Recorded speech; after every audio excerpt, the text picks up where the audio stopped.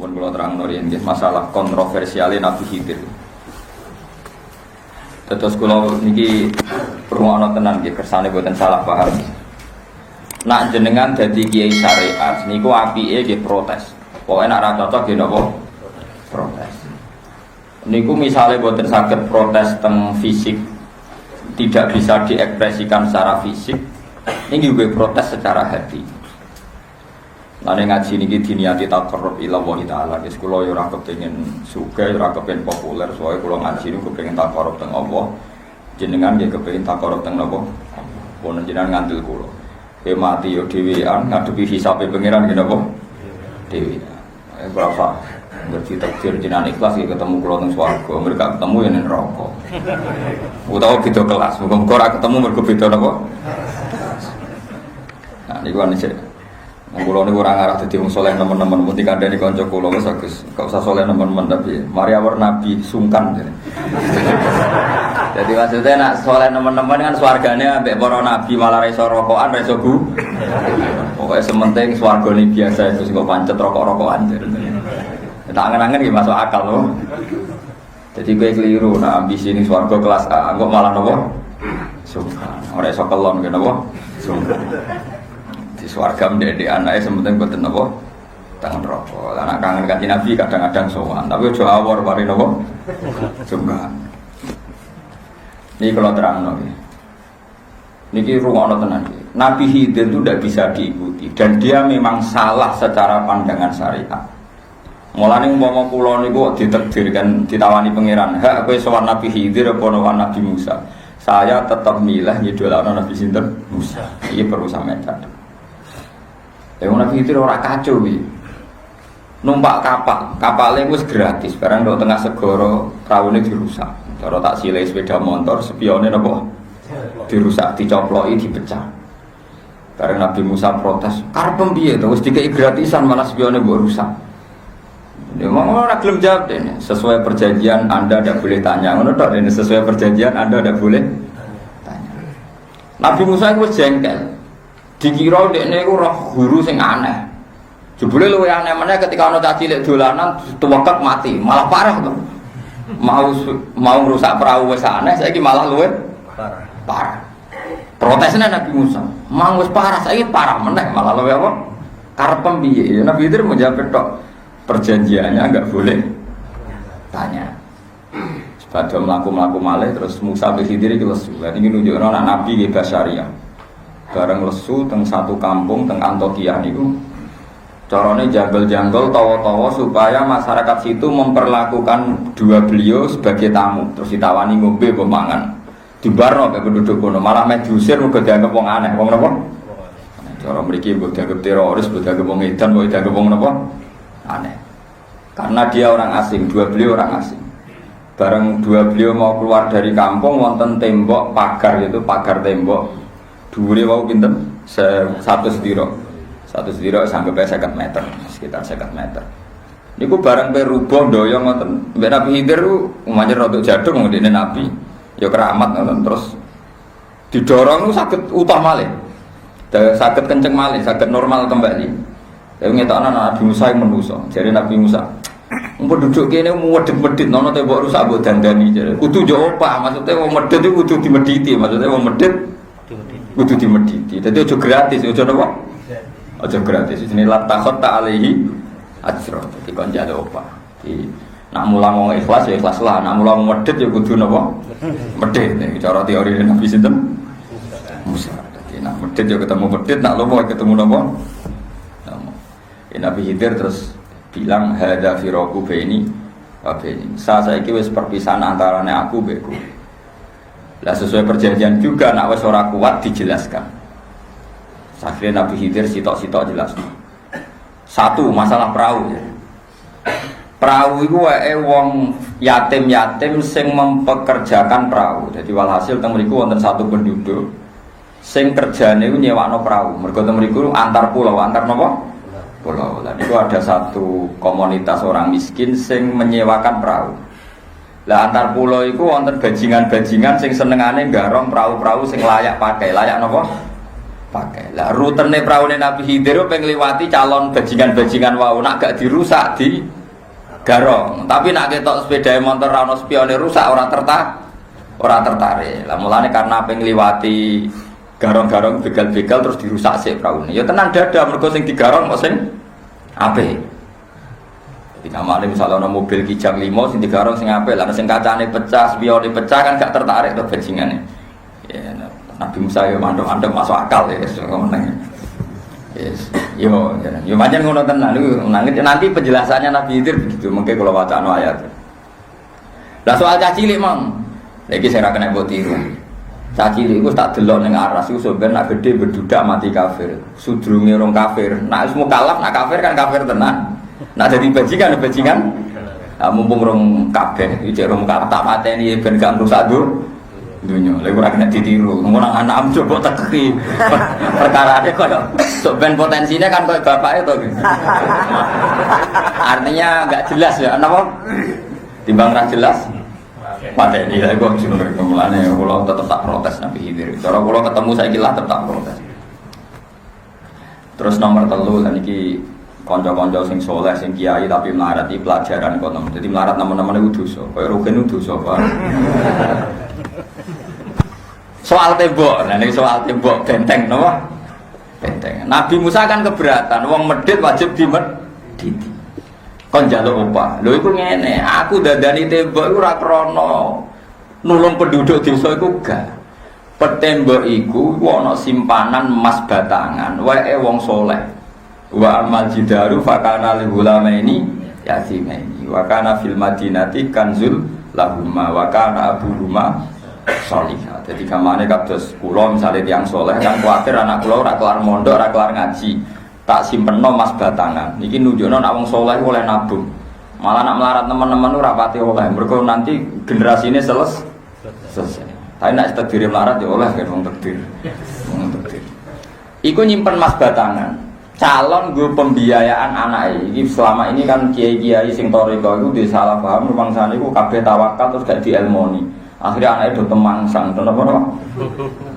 Anaknya itu niku mulane ngaji gitu ben ro ilmu. Lah mas batangan disimpen teng tembok, teng benteng. Iku nak nganti temboknya nganti rubuh, iku terus tersibak, terkuak, terus digo mayoran wong-wong iku. Maksudnya terus di penduduk situ tidak penduduk orang soleh, mesti dicolong tiga.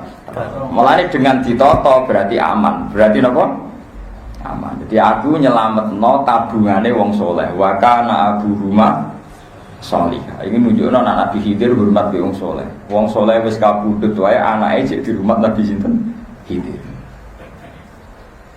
Jadi dalile ulama-ulama nabung ora kudu emas, ora kudu dhuwit. Pokoke kira-kira anakmu gak melarat teman-teman. Misale mondok ora nganti melok dalem terus akhirnya ora tau ngaji men khidmah wae. Mulai bintone gak karuan. Pemene nek melok wong liya tambah pintu. Pokoke melarat teman-teman dosa lah intine. Mulai kiai sing kulo nggih melarat tapi gak parah, maksudnya gak. Nah kulo nggih nabung no kitab nganti saniki gede dhewe kulo kitab cilik-cilik tuh bas ya tak bayangno kulo setiap saat nak mati paling gak anakku di warisan kitab. Iso ben lumayan to ngirit ra satu kulo kok. Rata-rata 1 bulan nggih kulo tugas kitab pinten. Ya bae jelas iku sak dhuwure belanjane sampean gua anak bojo tak putung. Ya pikiran pulau sederhana, ini peringatan ya kangge jenengan dan ini saya bersaksi di depan Tuhan. Pulau kemarin ngajar di Mahatali ya satu program kangge bocah-bocah simpul pinter. Selama ini khilah kita, nih rumah ono tenan gitu. Pulau tanggung jawab dengar apa pengiran gitu. Khilah kita ini kalau ada kewajiban fardu kifayah. Karena tarifnya fardu kifayah kan gini, kalau sudah ada yang melakukan maka dosanya gugur bagi yang lain. Di misalnya saat desa kudu ngapal Quran. Nah iso ana sing ngapal Quran sing liyane ra sida dosa. Saat desa kudu wong alim. Nek ana wong alim siji loro liyane ra wajib alim. Tapi nek saat desa ora ana wong alim blas iku dosa. Lan gue nek desa mesti ana wong alim to. Ya kelas-kelasan maksudnya sak kowe wis cukup lah. Mboten ning pancen tenan. Karena fardu kifayah itu misalnya kados nyolati jenazah, nek iso ana sing nyolati liyane ora wajib. Niki rumono. Nah, cuma masalahnya kan gini, kalau sering cerita tentang santri-santri. Uang sing sugih yo ribet ngurusi donyane. Misale sing di bis 10 ngurusi bise, kok sing di toko akeh ngurusi tokone. Sing melarat yo ngurusi melarate. Bedino buruh wae men ngurusi napa? Melarate. Mengke sing PNS te pegawai bank yo men sepatunan, celananan, dasinan bedino ngantor. Berarti nek ana fardhu kifayah kudu ana wong alim. Wong alim ya kowe iku, mergo tanggam liyane ya kemungkinane telu iku. Sing melarat sibuk mbek melarate, sing sugih sibuk mbek sugahe, sing pegawai negeri sibuk macak ngantor. Mulane kula nganti sakniki sinau terus alasan kula sebagian ku wajib ngalim ya aku iku ora wong liya. Mergo delok tanggaku ya kelakuane ngono iku. Padha santri-santri kudu sadar, nek kowe alasan kulo ora wajib ngalim Gus, pokoke ground sing ngalim cukup. Lah liyane ku sapa? Ya iku mau liyane ku sing melarat sibuk melarate, sing sugih sibuk. Sugih sing PNS men macak-macak kepengin sertifikasi macam-macam, wis ora ngarah kepengin ngalim. Wong kula nu ditonggo PNS yo bedino sertifikasi sibuk. Kok aneh Gus Dinan, bedino nyekeli kitab ora bosen. Ya tak wale. Tapi padha nyekeli stok mak ora bosen. Padha aneh ada takok, padha aneh ada napa? Cara aku sampean yo aneh, wong setiap saat ku mati kok men ngurusi donya wae. Cara aku yo aneh. Wong setiap saat wong yo napa? Mati. Ya cara kula jiran yo aneh. Urip ku kan ana masa depan. Nek jenengan masa depan ora jelas. Cangkemmu ora jelas kowe yo muni ngono. Masa depan yo akhirat iku yo muni gak omong. Cara dene masa depan kan donya. Cara kula masa depan iku akhirat. Wah yo terus ngono Agus kok tok akhirat. Masa depan yo akhirat iku yo muni ngono. Nah aku pancen kepen masa depan prospek ya akhiratnya murus. Masa depan nanti mau urip ning donya nganti mati. Nah saiki umur wis 50 berarti masa depan karek 10 tahun. Nah umur suwi. Nah masa depanku selawas-lawas. Mulane tak persiapno tenan masa depanku ya akhirat iku. Jadi sama nak ngaji kula percaya masa depan kita kok akhirat. Bon. Ini kalau cerita sisi-sisi dan sampean ngertos. Jadi kalau sampean tidak bisa berkhilaf fardhu kifayah. Fardhu kifayah ya kita itu karena orang lain lebih tidak bisa diharap. Bukan karena kita suudzon, tidak. Memang kita tahu kelakuan hariannya tahu. Semua orang isu-isu ribet buruh dan tiang. Ya memang termasuk orang baik karena kerja. Tapi kan nggak bisa diandalkan misalnya belajar Ihya atau Bukhari Muslim kan orang iso.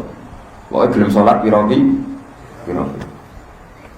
Lah sehingga kealiman ini wajib. Jadi haji ya wajib fardhu kifayah. Karena sing wis kaji cukup. Hafal Quran ya wajib fardhu kifayah. Ana wong alim ya napa? Wajib fardhu kifayah. Lah termasuk fardhu kifayah ku nahi mungkar. Nek ra iso nahi mungkar itu ingkar bil qalbi. Iki ono tenan. Makanya man ra'a minkum mungkaron falyughayyirhu biyadi. Jadi kalau kamu punya otoritas iso ngubarno misalnya nggon maksiat ya pakai SK, pakai otoritas biyadi. Fa ilam yastati fabilisani, nah orang ya kandani. Fa'ilam yastati fabiqalbi, kalau tidak bisa ya ingkar bilqalbi. Nah sebab itu yang dilakukan Nabi Musa itu sudah benar. Karena Nabi Khidir dianggap melenceng ya kudu kecangkeman karepem piye wong bocah adu dosa apa pate. Jadi umpama Nabi Musa kok gak protes malah keliru nek dia kudune protes. Nah, ini peringatan. Jadi secara syariat itu kastanya tetap tinggi protesnya Nabi Musa ketimbang ilmunya Nabi Khidir. Ini sama jangan ngira kalau Nabi Khidir menang terus dia lebih benar, enggak. Tetap benar Nabi Sinten Musa. Contohnya begini. Saiki ning donya maksiat akeh. Kita iman maksiat yo kersane Allah. Donya keadaan ngene iki yo kersane. Kowe ra iso ketemu wong zina mateni wong sesuai rencana Tuhan. Kudu engkar, nek kowe pancen waras tenan ya kudu engkar. Ora iso kowe terus ana wong zina mateni wong macam mbok baro. Jare kabeh kersane. Ora iso. Sing bener ya sing engkar. Misale kowe engkar langsung ngandani gak wani, atimu engkar. Iku ada liga ataful iman. Engkar paling minimal iku lemah-lemahe napa? Iman. Tapi ilmu tertinggi adalah ngengkari barang mungkar. Paham ya? Jadi gak iso tentang cerita mriki senajan Nabi Musa keyak-keyak, tetap syariatnya Nabi Musa lebih baik ketimbang syariatnya Nabi sinten itu. Ini jarang yang berani menjelaskan gini. Rata-rata kiai malah idolakno Nabi sinten itu. Kesawangannya Nabi Musa kalah, kiai ra ngaji, paham? Iku kudu ditobatno, keliru. Nah paham ya? Tetap bener Nabi sinten. Nabi Musa, Nabi papan atas, nggawan ulul azmi. Umpama Nabi Khidir luwih hebat tak sing ulul azmi gak Nabi Musa tapi Nabi sinten? Khidir ora ono kamus. Mboten enten apa?